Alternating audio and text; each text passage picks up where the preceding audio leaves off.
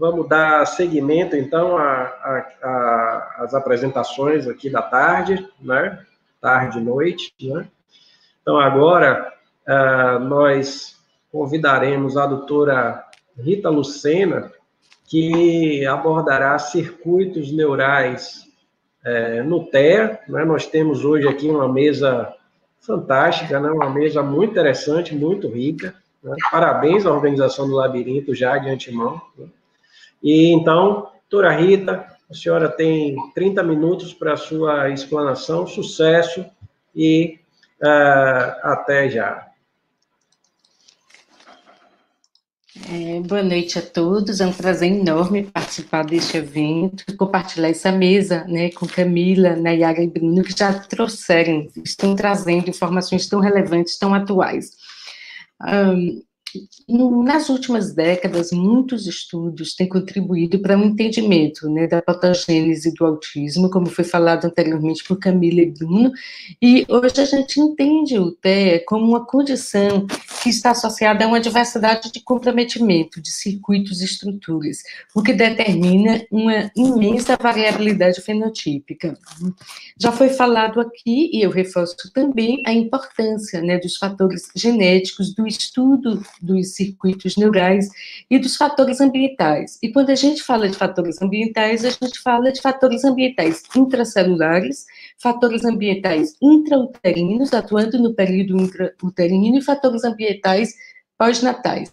Então, o desafio hoje é fazer esse entrelace, né, entre todas essas informações que estão sendo trazidas aqui, para que a gente possa compreender melhor os mecanismos subjacentes relacionados ao autismo, que são muitos mecanismos preconizados hoje, com características, com impactos diferentes, né, e justificando essa alta variabilidade fenotípica.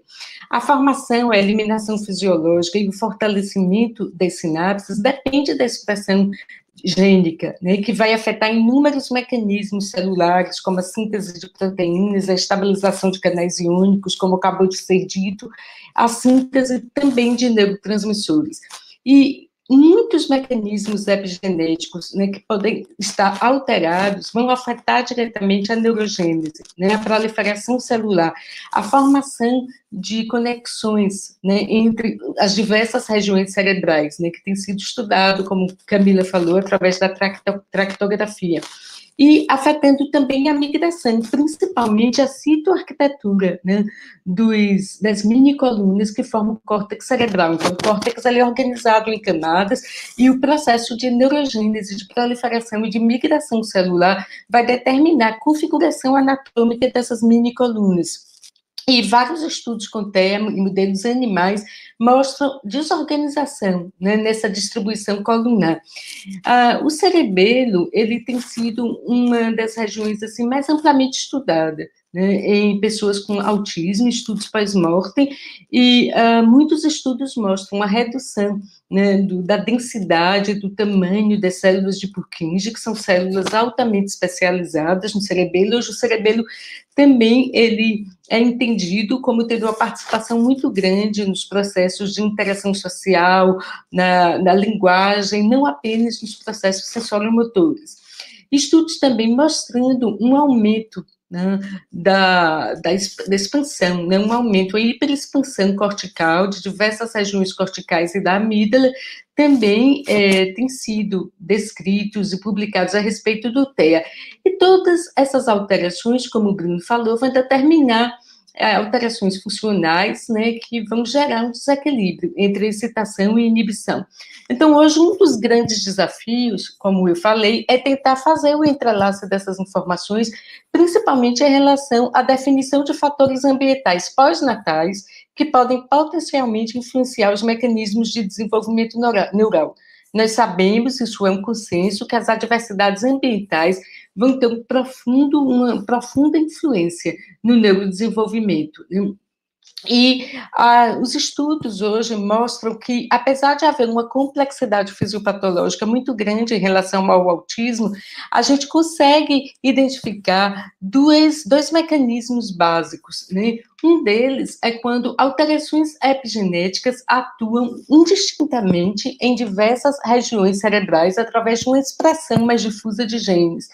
E um outro que prevê alterações mais localizadas, né, no córtex cerebral, e que a partir dessas alterações é gerada uma cascata de eventos neurofisiológicos anômalos que determina,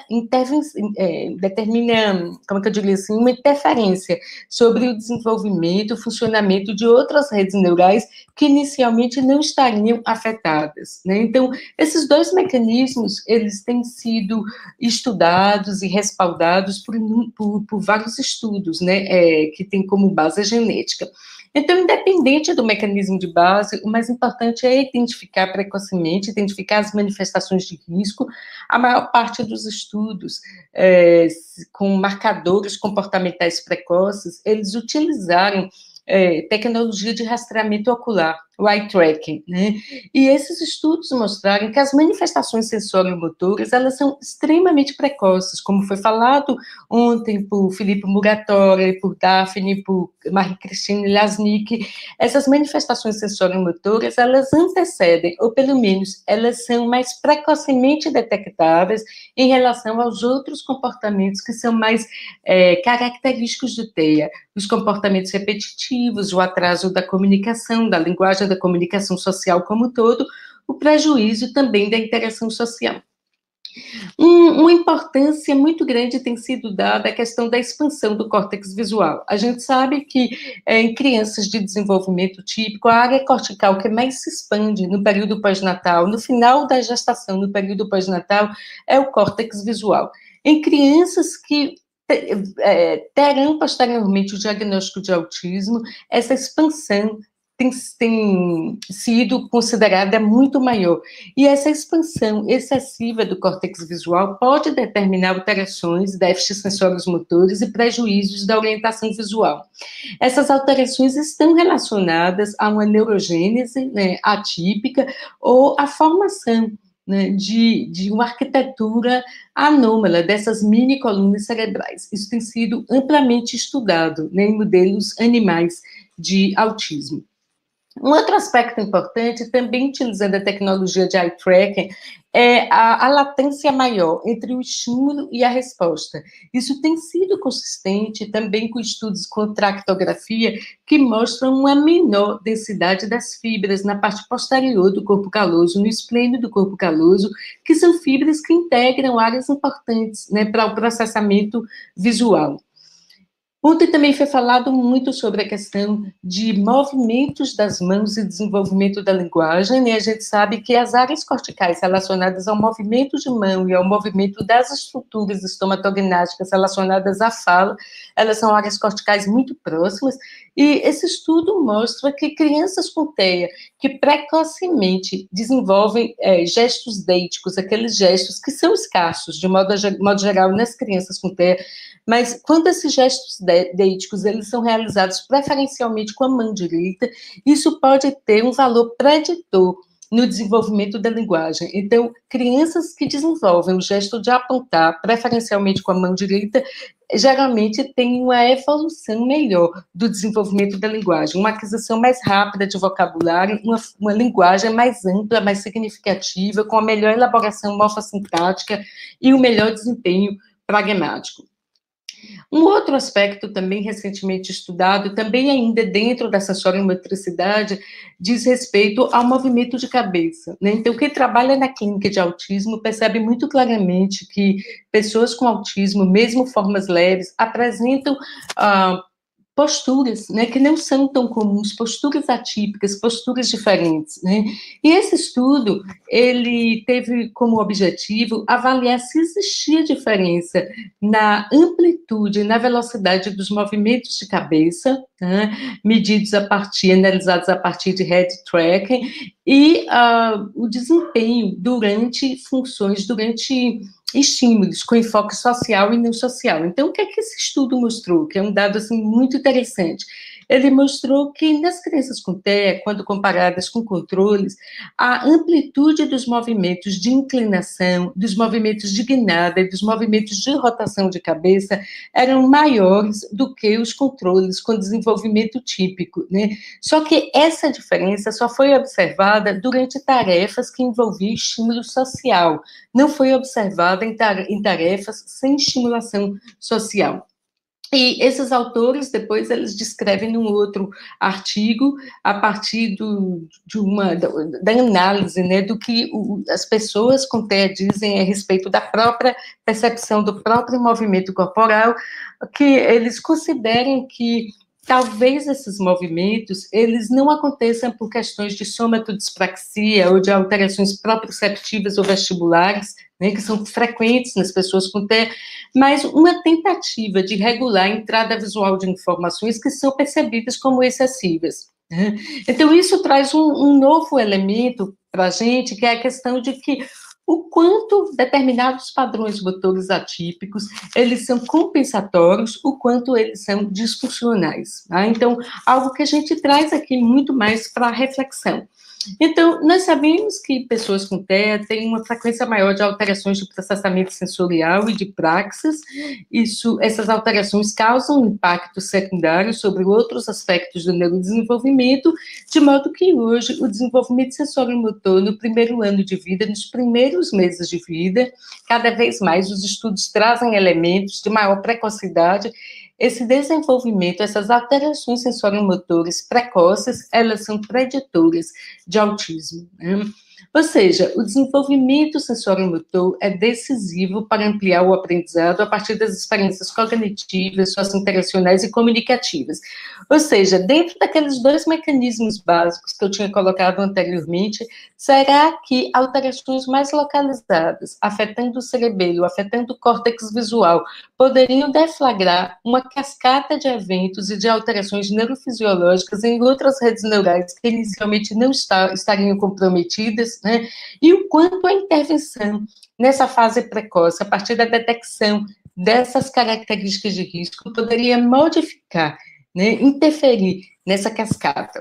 Então, são questões, assim, bastante atuais, que têm sido muito discutidas, existem muitas hipóteses, né, para tentar explicar esses mecanismos e como eles se sobrepõem nas diversas fases do desenvolvimento, mas nós ainda temos muitas perguntas e poucas respostas.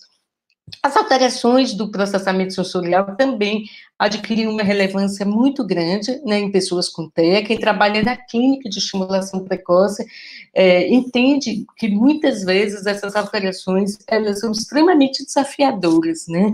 Elas impedem uma exploração adequada do corpo e do ambiente, né, e podem interferir em diversas funções no decorrer do desenvolvimento. Então, como é que isso acontece?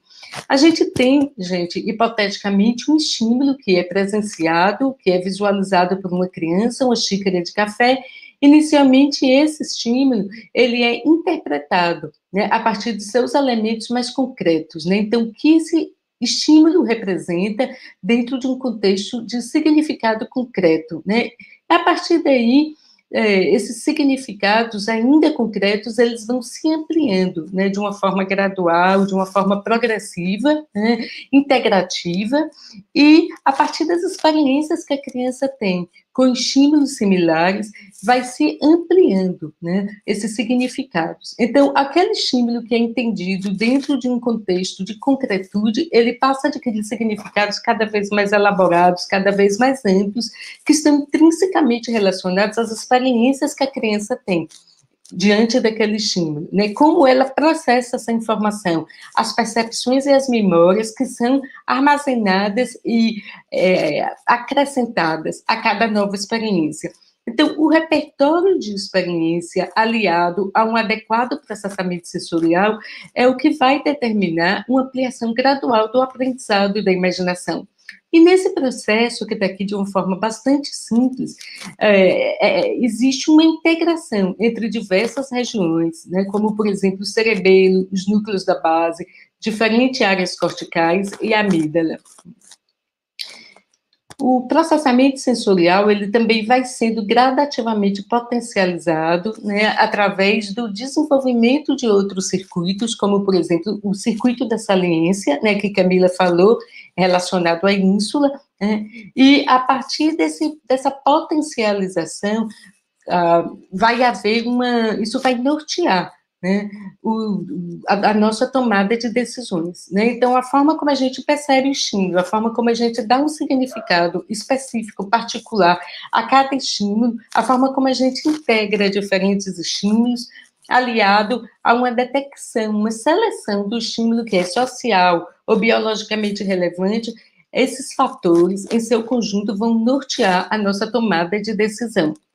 Então, gente, a gente pode concluir que o desenvolvimento sensório-motor nos 2 primeiros anos de vida favorece o refinamento de circuitos neurais, né? E podemos entender o impacto significativo que essas alterações podem determinar precocemente no neurodesenvolvimento. Um outro aspecto que eu acho assim, extremamente importante dentro da patogênese do autismo, do estudo dos circuitos neurais, é o aumento do volume cortical, né? O aumento do volume cortical, Bruno já explicou de uma forma bastante didática, interessante, ele pode traduzir alterações na neurogênese, então falha nos processos de eliminação sináptica, por exemplo. E essas alterações de volume cortical, que também poderiam ser detectadas no período pós-natal, né, a partir do acompanhamento, né, pediátrico, digamos assim, elas estão relacionadas ao menor desempenho atencional e sensório-motor. Então, aqui eu trago, né, uma imagem, né, que representa o perfil da antropometria craniana, então, o perímetro cefálico de um menino, né, no primeiro ano de vida. E a gente percebe, gente, uma mudança na evolução, na trajetória de desenvolvimento desse crescimento craniano, que inicialmente se encontrava entre os percentis 10 e 25, que em torno de 7 meses já se encontra no percentil acima de 90, e que aos 8 meses a gente tem claramente uma macrocrania, né, mostrando uma velocidade, uma trajetória de crescimento cerebral no período pós-natal atípica. E essa mudança que coincide com o surgimento de comportamentos repetitivos, posteriormente, redução de uma interação que já se estabelecia e, finalmente, uma evolução de habilidades verbais. Então, hoje a gente tem chamado a atenção para a importância de se detectar precocemente mudanças na trajetória do crescimento cerebral, principalmente no primeiro ano de vida, embora isso possa acontecer entre 1 e 2 anos, né? E pensando que talvez a intervenção realizada antes que esse quadro esteja claramente instalado possa talvez modificar, né, o desenvolvimento de circuitos neurais e pelo menos determinar o impacto, minimizar o impacto dessas alterações da neurogênese e da poda neural nos anos seguintes, né? Essas alterações, elas podem acontecer ainda no período intrauterino, né, através de uma proliferação maciça de células. Esse é um caso que nós publicamos de uma criança com a mutação rara, né, associando autismo, deficiência intelectual e macrocrania. E mesmo nesse caso, que a criança já nasce com perímetro cefálico acima da média, a gente percebe uma aceleração, né, muito significativa desse crescimento craniano, né, nos primeiros meses de vida. Então, gente, eu trago isso para alertar, principalmente o pediatra, porque não é infrequente a gente avaliar uma criança com autismo e quando a gente observa, busca as informações referentes ao cartão básico de saúde, a gente percebe que já as medidas estavam lá. O gráfico estava sendo preenchido, completado gradualmente, mas que não se acendeu um alerta para que essa família buscasse uma atenção inicial, especializada, de intervenção precoce. Em relação àquela questão que eu citei anteriormente, que possivelmente existem mecanismos genéticos que atuam em diferentes domínios, em diferentes estruturas, diferentes circuitos neurais. Aqui tem uma revisão, que é uma revisão bem interessante, de estudos animais, em modelos animais de autismo, tentando estabelecer uma correlação entre expressão de determinados genes em áreas específicas e a resposta comportamental. Então, a gente percebe, por exemplo, que genes que se expressam no córtex e no hipotálamo, eles podem determinar alterações, déficits da interação social, comportamentos repetitivos, ansiedade e epilepsia. Genes que se expressam predominantemente nos núcleos da base tendem a determinar comportamentos repetitivos, né? Então, esse também, claro, gente, que é muito difícil a gente transferir essa informação que é trazida no modelo animal para os seres humanos, mas isso mostra como, possivelmente, os avanços vão se estruturando e vão trazer informações relevantes a respeito dessa interação entre genética, estrutura, né, circuitos cerebrais e contextos ambientais. E aqui também eu trago um tripé, né, funcional, que tem sido muito estudado, né, em pessoas com autismo, né, principalmente desde 2007, né, isso tem ganhado, né, um protagonismo muito grande nos estudos com ressonância funcional, nos estudos clínicos também. E esse tripé funcional, ele é representado pela rede da saliência. A rede da saliência tem como seus principais componentes a ínsula, né, principalmente a ínsula direita, né, e o cíngulo anterior. Essa rede da saliência, ela está intrinsecamente ligada à rede, ou uma outra rede neural, que nós chamamos de Default Mode Network, que também tem sido muito falada, muito discutida, que é a rede neural da introspecção, do pensamento reflexivo, e também a rede neural de controle executivo, que está relacionada à tomada de decisão. Então, o que normalmente acontece, gente, é uma anticorrelação, ou seja, essas duas redes, esses dois grandes circuitos neurais, eles não são ativados simultaneamente, ou quando isso acontece, essa ativação não é significativa. E quem modula a ativação alternada de um ou de outro é a rede da saliência, né? Então, essa rede da saliência, ela vai detectar estímulos que são social ou biologicamente relevantes, e então vai direcionar a ativação para o processo de introspecção, né, de silenciamento sensorial, ou para o processo de tomada de decisão. A rede da saliência, né, principalmente a ínsula, ela tem um papel extremamente relevante, porque ela faz uma interface, né, na recepção e na percepção, digamos assim, de estímulos homeostáticos, de estímulos viscerais, de estímulos afetivos e sensoriomotores, né. Então, os estudos com autismo, né, os estudos investigando esses circuitos neurais, mostram resultados que não necessariamente, nem sempre são concordantes, né, mas indicando haver hipoconectividade, né, entre algumas regiões, em algumas áreas dentro desses circuitos, ou uma hiperconectividade entre áreas do Default Mode Network e áreas relacionadas ao circuito de controle executivo, né. Essas disfunções que foram muito estudadas por Gall, por Abbott, por exemplo, elas não são específicas no TEA, né? Elas podem acontecer, por exemplo, em condições psiquiátricas, como transtornos do estresse pós-traumático, transtorno obsessivo-compulsivo e esquizofrenia, mas no autismo ela tem ganhado, né, um protagonismo, né, um significado muito, muito especial. Então, em relação ao Default Mode Network, né, então os circuitos, os nós que compõem, né, esse grande circuito, eles estão localizados na região frontal, né, o córtex pré-frontal, ventromedial, regiões do córtex temporal e parietal, né, e essas estruturas, esses circuitos, eles são ativados quando a nossa atenção converge de uma tarefa para um fluxo mental interno. Então, quando a gente passa a devanear, quando a gente entra no processo de introspecção, de pensamento reflexivo. Então, a ativação desses circuitos, que já tem uma robustez anatômica e funcional muito grande aos 2 anos de idade, é extremamente importante para o desenvolvimento do pensamento autorreferencial, da teoria da mente, dos processos emocionais e dos processos sociais mais complexos, né?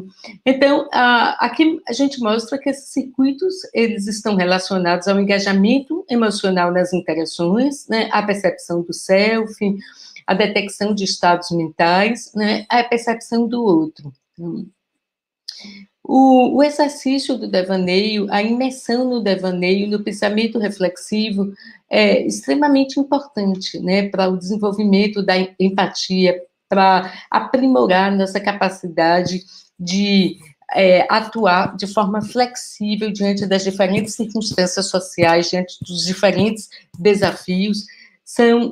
A ativação desses circuitos também é importante para a autopercepção, né, para a capacidade de analisar criticamente a ação do outro, as nossas próprias ações, a percepção e controle de crenças disfuncionais e a modulação de comportamento emocional. Então, voltando ao nosso tripé, né, a ínsula, então, funciona como uma rede que vai, a ínsula, né, a rede da saliência, ela funciona como um processo de filtragem de estímulos relevantes, ativando alternadamente esses dois circuitos.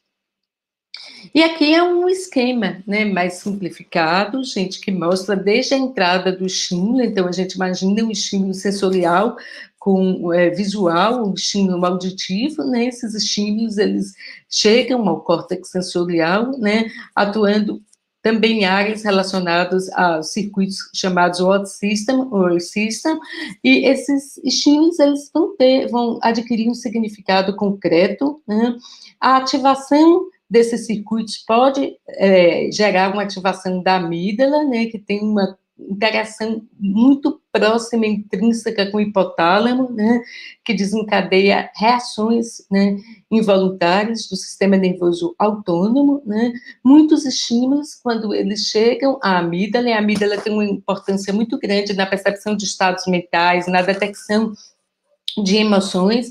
Muitos desses estímulos, quando chegam à amígdala, eles são percebidos como estímulos ameaçadores, né? E isso desencadeia uma série de respostas emocionais que vão ser detectadas também na rede de saliência, que estão ativa, rede de controle executivo, gerando uma resposta imediata. Então, as alterações de amígdala também têm sido muito estudadas em pessoas com autismo, né? A hiperconectividade, a expansão morfológica, a expansão anatômica da amígdala, é um achado que bastante consistente em estudos com seres humanos e estudos também em modelos animais. E essas alterações sensoriais, nessa percepção sensorial, ela também ativa diretamente a rede da introspecção, né, o DMN, a rede da saliência, e a partir das nossas experiências, né, das vivências que a gente tem diante de cada um desses estímulos, nós vamos armazenando cada vez mais memórias consistentes, relevantes e que são particulares, né, de cada pessoa. Então, isso, gente, é um esquema bastante simplificado. A gente entende que a rede da saliência também ela é composta pelo estriato, né, então existe uma importância que é muito grande dos núcleos da base, que ainda está sendo muito estudada atualmente, e do cerebelo, né, nessas entradas sensoriais, na modulação de respostas corticais.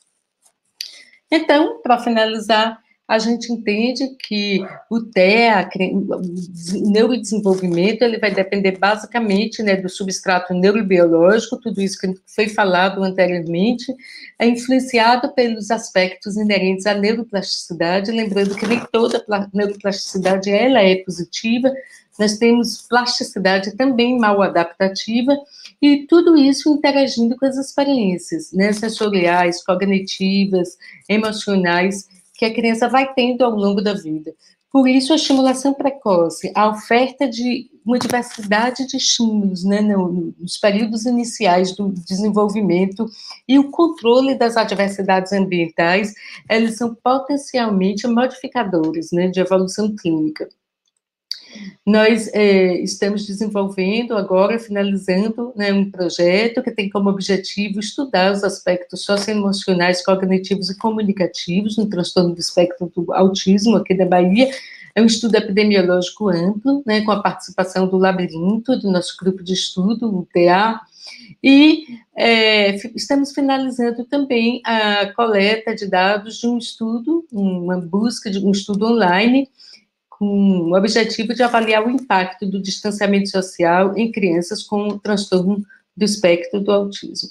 Então, eu gostaria de finalizar com essa frase, né, de Mia Couto: ser menino está cheio de céu por cima. Eu adoro essa frase, principalmente quando eu penso que o céu pode ser possibilidades, né, que modificadores que podem alavancar o neurodesenvolvimento positivo, funcional, construtivo. Ok? Obrigada a todos.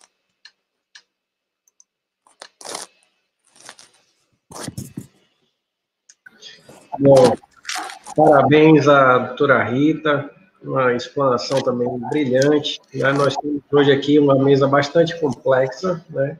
Uma mesa muito rica e muito diversa em relação à complexidade do tema, né? Como o transtorno do espectro autista é algo que, do ponto de vista biológico, por si só, já é muito complexo. E nós não estamos falando aqui de outras questões, né, não biológicas. Essa mesma é uma mesa bem biológica, né? Nós estamos falando puramente das questões biológicas que não explicam tudo, mas que já mostra como é complexo, né? Como o tema é complexo, como o tema é interessante.